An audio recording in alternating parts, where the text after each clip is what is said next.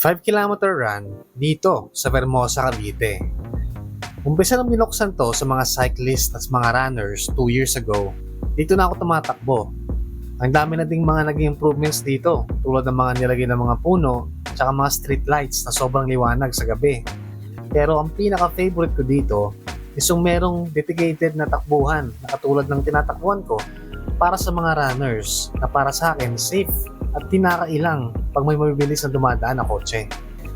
Isa pa sa mga nagustuhan ko dito is kapag tumatakbo ako dito, madami akong mga nakikitang siklista at mga tumatakbo.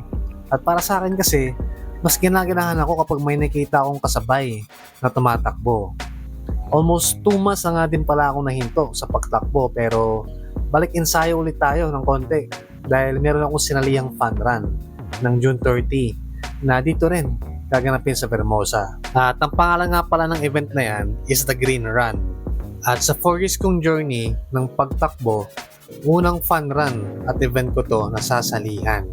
Sa 4 years ko kasi na yon, puro solo run lang ako dahil mas komportable lang ako at mas relax lang ako tumakbo pag mag-isa ako.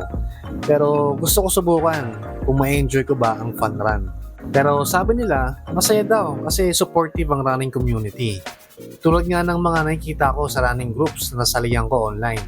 Isa pa nga pala sa mga rason kung bakit ako sumali sa event na to, dahil ito na ang una't huli kong running event for this year. Dahil pagbalik ko ng barko, wala nang ganito.